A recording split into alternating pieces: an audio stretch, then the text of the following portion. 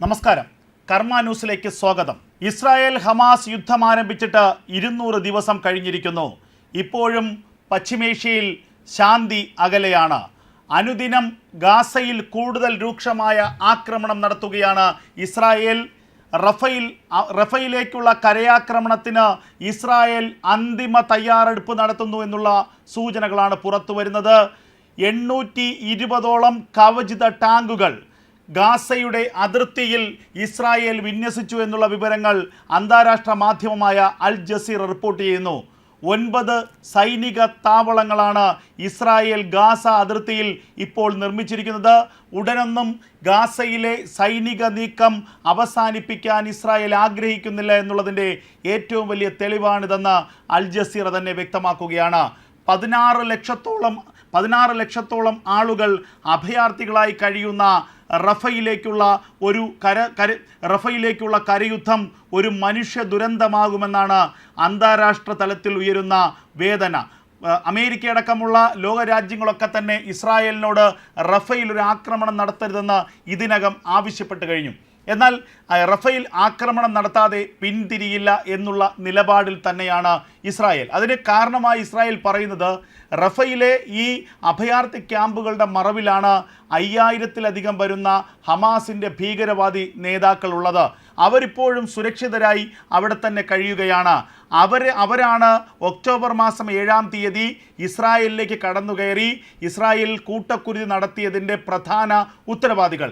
ആ കൂട്ടക്കുരുതിയിൽ നേരിട്ട് പങ്കെടുത്ത ഭീകരവാദി നേതാക്കൾ പോലും ഈ റഫയിൽ സുഖമായി ഇപ്പോൾ കഴിയുന്നു. അതുകൊണ്ട് തന്നെ റഫയിൽ ഒരു ആക്രമണം നടത്തിയില്ലെങ്കിൽ അത് ഈ യുദ്ധത്തിന് ഒരു തരത്തിലുള്ള അതുകൊണ്ട് തന്നെ റഫയിൽ ഒരു ആക്രമണം നടത്തി ആ ഭീകരവാദികളെ കൊന്നൊടുക്കിയില്ലെങ്കിൽ യുദ്ധം ചെയ്തതുകൊണ്ട് ഒരു പ്രയോജനവുമില്ല.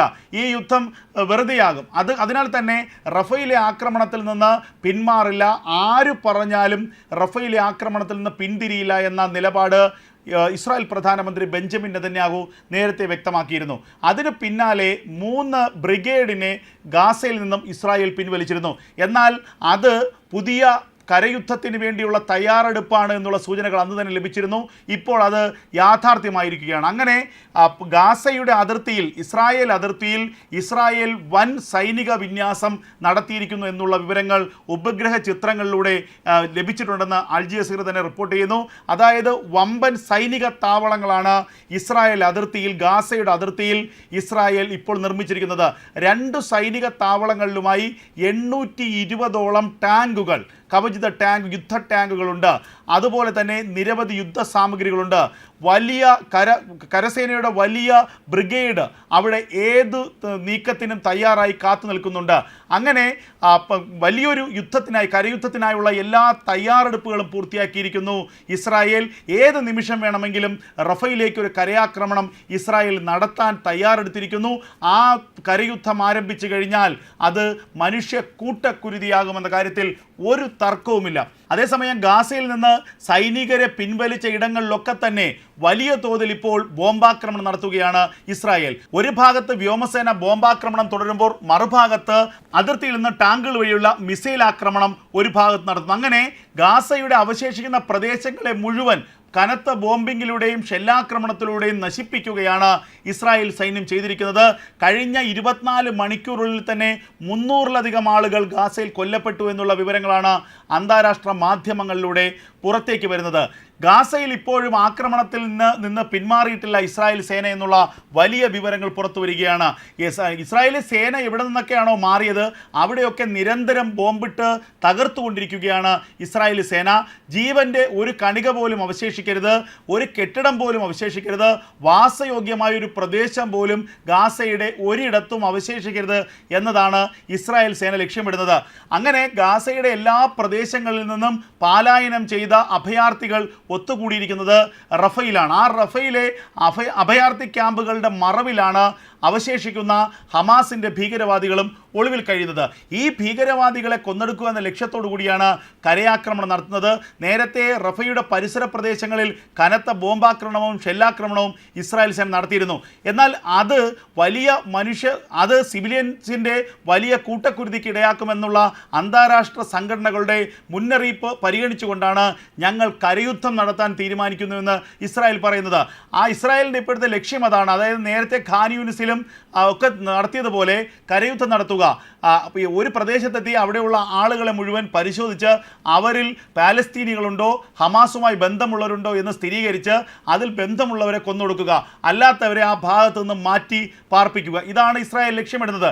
ഇവിടെ 14-16 ലക്ഷത്തോളം ആളുകൾ തിങ്ങിപ്പാർക്കുന്നിടത്ത് എല്ലാവരെയും ഇത്തരത്തിൽ പരിശോധിച്ച് അവരെ തിരിച്ചറിയുക എന്നുള്ളത് പ്രായോഗികമാണോ ഇല്ലേ എന്നുള്ളത് ആദ്യത്തെ ചോദ്യമാണ്. എന്നാൽ അത്തരത്തിലൊരു പരിശോധന നടത്തുന്നതിനിടയിൽ നിരവധി പേരെ കൊന്നൊടുക്കാനുള്ള സാഹചര്യമുണ്ട്.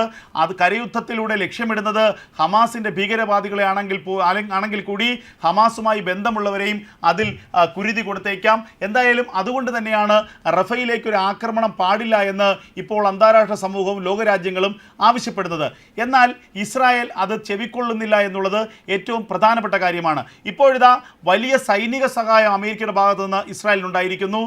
കോടിക്കണക്കിന് രൂപയുടെ ആയുധങ്ങൾ അമേരിക്ക ഇസ്രായേലിന് നൽകിയിരിക്കുന്നു. ഈ റഫയിലെ ആക്രമണത്തിൻ്റെ ഭാഗമായി കഴിഞ്ഞ ദിവസങ്ങളിൽ അമേരിക്കയുടെയും ഇസ്രായേലിൻ്റെയും സൈനിക മേധാവികൾ തമ്മിലുള്ള കൂടിക്കാഴ്ച നടത്തിയിരുന്നു. ആ കൂടിക്കാഴ്ചയിൽ തന്നെ റഫയിലെ ആക്രമണത്തിന് തത്വത്തിൽ അംഗീകാരം ലഭിച്ചതായി ഇസ്രായേൽ സേന തന്നെ വ്യക്തമാക്കുകയും ചെയ്യുന്നുണ്ട്. എന്തായാലും റഫയിലെ കരയാക്രമണത്തിന് ഇസ്രായേൽ അവസാന തയ്യാറെടുപ്പിലാണെന്നുള്ള വിവരങ്ങളാണ് പുറത്തു വരുന്നത്. ഉപഗ്രഹ ചിത്രങ്ങളിലൂടെ അൽ ജസീറയാണ് ഇത് പ്രധാനമായി റിപ്പോർട്ട് ചെയ്യുന്നത്. മറുഭാഗത്ത് ഹിസ്ബുള്ളയ്ക്കെതിരെ കഴിഞ്ഞ ദിവസം വലിയ ആക്രമണം ഇസ്രായേലി സേന നടത്തിയിരുന്നു. അതായത് സിറിയൻ അതിർത്തിയിലുള്ള ഇസ്രായേലിൻ്റെ സൈനിക താവളത്തിന് നേരെ ഹിസ്ബുള്ളയുടെ ഒരു ആക്രമണം ഉണ്ടായിരുന്നു. അതിൻ്റെ പ്രത്യാക്രമണ നിലയ്ക്കാണ് ഹിസ്ബുള്ള കേന്ദ്രങ്ങളിലേക്ക് ഇസ്രായേൽ കനത്ത റോക്കറ്റ് ആക്രമണം നടത്തിയത്. 2 ഹിസ്ബുള്ള കമാൻഡർമാരുൾപ്പെടെയുള്ളവർ ഇതിൽ കൊല്ലപ്പെട്ടു എന്നുള്ള വിവരങ്ങൾ പുറത്തു വരികയാണ്. ഇതുവരെ ഒക്ടോബർ 7 ഗാസയിൽ ആക്രമണം നടന്നതിന് ശേഷം ഇതുവരെ 36,000-ഓളം പേർ ഗാസയിൽ കൊല്ലപ്പെട്ടു എന്നുള്ള വിവരമാണ് അന്താരാഷ്ട്ര ഏജൻസികൾ നൽകുന്നത്. 1.5 ലക്ഷത്തിലധികം ആളുകൾക്ക് പരിക്കേറ്റിട്ടുണ്ട്. മരണപ്പെട്ടവരിൽ ഏറിയവരും സ്ത്രീകളും കുട്ടികളുമാണ് എന്നുള്ളതാണ് ഏറ്റവും ദുഃഖകരമായ ഒരു കാര്യം. ഇതിനിടയിലാണ് ഇറാൻ ഇസ്രായേൽ സംഘർഷം ഉടലെടുക്കുന്നത്. ഇറാൻ ഇസ്രായേൽ സംഘർഷത്തിൻ്റെ കാരണം സിറിയയിലെ ഇറാൻ്റെ കോൺസുലേറ്റ് ഇസ്രായേൽ ആക്രമിച്ചു എന്നുള്ള ഒരു കാരണമാണ്. അതിൻ്റെ പ്രതികാരമായി ഇസ്രായേലിലേക്ക് 100 കണക്കിന് റോക്കറ്റുകൾ വിക്ഷേപിച്ചു ഇസ്രായേൽ.